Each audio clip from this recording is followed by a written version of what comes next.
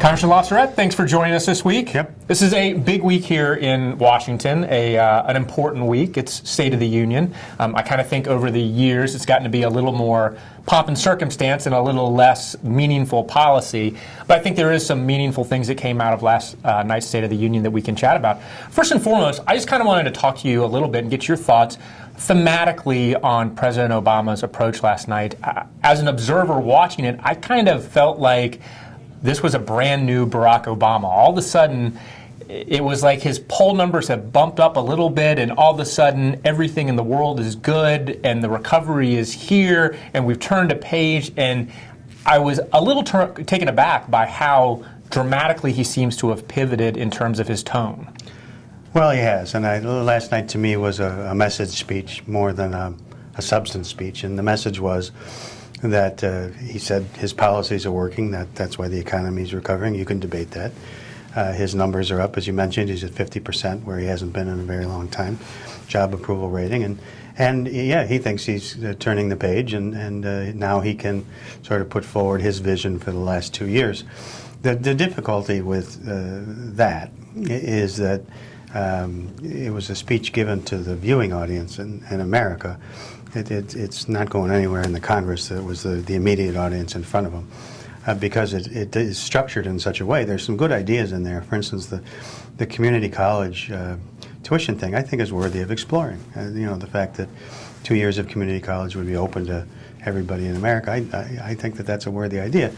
But the pay-fors it's the old big government tax and spend, grow programs, and that's really dead on arrival. So it was more about positioning his party, himself, and going into the 2016 elections than it was trying to get something done. It struck me as odd also that this president has seemed like kind of that he's been in the bunker, kind of taking incoming for years, and then all of a sudden, out of nowhere, last night emerges this, really confident, almost bordering on kind of cocky at times, Barack Obama, threatening he's going to veto stuff and talking about, he's won these elections. And it just really seemed like a dramatic shift in the whole tenor of his presidency, which seemed a little odd kind of on the heels of a pretty devastating midterm elections for Democrats. Well, and that's the sort of what the Republicans are saying today, is that he took nothing away from this election where they got clobbered, in the 2014 elections. And so it's almost as if he was pretending it didn't happen, and it obviously did happen. And that's what makes it a message speech. I think he's a great speaker. It was a great speech. I love the line, I always love it. For 18 years, I went and sat and watched the State of the Union address, and my favorite part, because I'd get the speech ahead of time, and I know what the president was going to say, is when a president sets up the audience and the Congress. And Congress people are very gullible because they fall for it all the time. Even when George Bush was in the White House, they'd fall for it. And so when he said, last night, I have no more elections to run, and that's a paraphrase, and some jokers on the Republican side said, and sort of making fun of him. The fact that he then pivoted and he said, yeah, well, I happen to know that because I won them both. That's the best. That really is. That's great ad-libbing. It's great politics and everything else. So I love that part. But at the end of the day, there's nothing in his speech that's going to be accomplished in the next 2 years. And that's a wasted opportunity, and he's certainly within his rights as the President of the United States to veto whatever he wants. He's certainly within his rights to propose whatever he wants and do whatever he wants on executive orders. But it'll be a wasted opportunity if the Congress acts in a truly partisan way, and he does as well. It seems a real departure from what we saw from like a Bill Clinton. After the '94. Midterm whooping that Bill Clinton took, he came back and was a completely different guy who was committed to kind of working with the Congress to get stuff done. He really got a ton of stuff done with the Republican Congress, and it seems like this president is taking the approach of, I'm going to fight, right, and we're not compromising at all. No, I think that's right. And as we talked a lot last year, what happens this year is dependent upon how Mitch McConnell and John Boehner approach this thing. But they can be as conciliatory as they want. If the president isn't willing to meet them halfway, nothing's going to happen. And I think the speech set that up. Now, on the good news front, I will say that we received here at McDonald Hopkins Government Strategies some news in a meeting today where Fred Upton, the chairman of the Energy and Commerce Committee from Michigan, was approached by Diana DeGette, the lead Democrat on one of the subcommittees, his committee. And after the State of the Union address, they have Chairman Upton has a bill that deals with 21st century cures and rolling out some of the life-saving innovations that are going on now, not for the people 10, 20 years from now, but the people that need them now. And apparently the White House reached out to Diana DeGette and said, would you grab Upton and tell him that we're interested in working on this? So, maybe it was more blow than show, last night, and that isn't the way it's going to be, and we'll see some significant cooperation. But you're right, the speech was sort of an in-your-face type of speech. Well, let's talk a little bit about a couple of the policy things that he did talk about. I thought it was interesting. Tax reform is something that we've talked a lot about over the last couple of years here.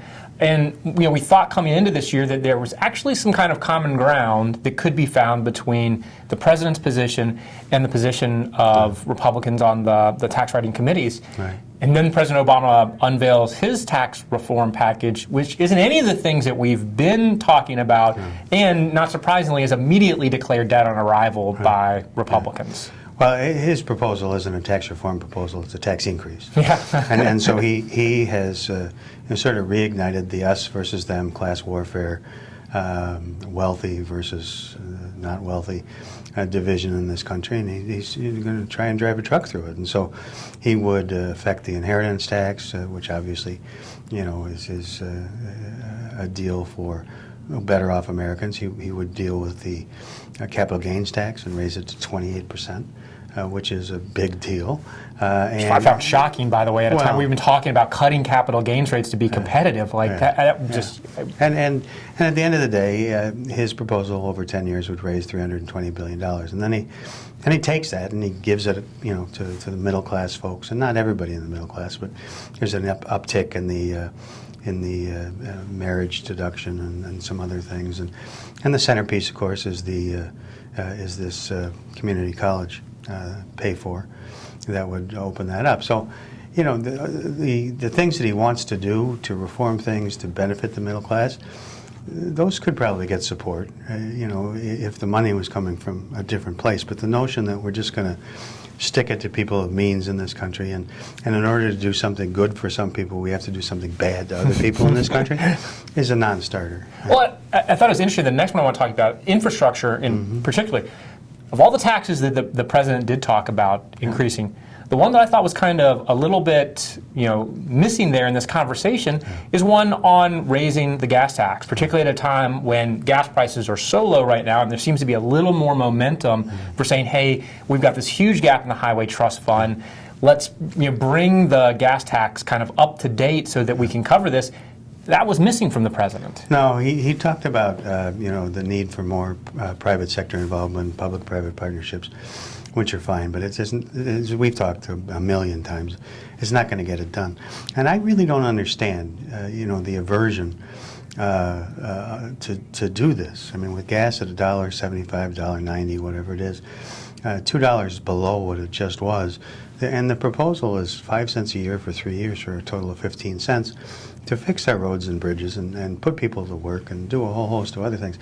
But from the day he became president, he has not wanted to be supportive of this. And I don't get it. I mean, I really don't get it. It's at odds with the members of his party who were in Congress who would, in fact, line up behind a gas tax. And I just don't understand, especially if you go to that line that I like, that he has no more elections to run, what's the electoral consequence to him of supporting a gas tax to fix our roads and bridges? There is none. And to be fair, the same thing with the Republicans. I mean, the Republicans run like this, from this thing like a scalded cat, but at the end of the day, it's also a penny wise, pound foolish proposition, because just take where I'm from, Cleveland, Ohio. The study is that because of bad road construction, because of design and all this other business and traffic and not enough capacity, the average Clevelander spends $2,100 a year in fuel that just goes out the tailpipe sitting in traffic, in a traffic jam. Right. Okay. Well, the average Clevelander also, with the current gas tax, pays about $400 a year. So it's $400 versus $2,100, and that doesn't include the difficulties that you can run into with your car. So how much does it cost to get your car lined? If you pop a tire going through a big chuck hole, what happens? If a bridge collapsed, just this week down in Cincinnati, a bridge falls down like the one in Minnesota, then it's millions and millions of dollars to do that restorative work. So it really is short-sighted, and I don't get it, but clearly the political will does not exist either at the White House or across the street at the Capitol to do anything significant. Well, I wanted to close with the one area that I thought the president actually kind of broke from Democratic orthodoxy, joined with Republicans, and actually showed that maybe there was a chance of some bipartisanship, and that was over trade. Talk to us a little bit about that, and how much blowback do you think he's going to get from congressional Democrats? A lot. I mean, what he was proposing last night is something that others have proposed and other presidents have had, and that's fast-track authority to promote some of the trade deals that are going on. Very unpopular with the majority of Democrats in the Congress. Very unpopular with organized labor, which is one of the biggest supporters, of course, of the Democratic Party. And I was surprised to hear it. And if he was given the authority, I don't know really that he'd exercise it. I mean, there have been some trade deals during his administration that have been out there that he's sort of given sort of a lukewarm, yeah, okay, I mean, we need to do this, but he certainly hasn't been like Bill Clinton, for instance, with NAFTA. I mean, he drew the ire of his party big time, but he believed in the North American Free Trade Agreement, put his political capital behind it, paid a price in the Democratic Party, but actually used that authority to move trade deals forward. And yeah, it caught me by surprise, and we'll see how serious he is. Yeah, and I thought it was interesting beforehand how many Democrats came out and said they were absolutely against this.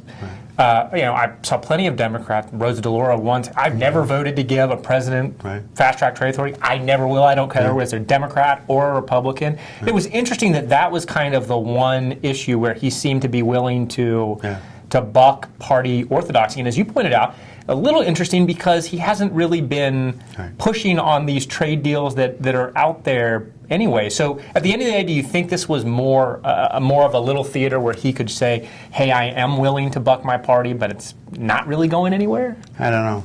I mean, it was out of place in the speech, and I don't know that he would have picked this issue to run counter to show that his creds, his street creds, that he was going to buck the Democratic Party. So I don't quite get why I was in there. It was interesting that he said it, and I think the more interesting thing will be what he does about it in the next few months. Well, we'll look forward to talking about this in the weeks and months ahead. Congressman LaTourette, thanks for joining us. Good to be with you.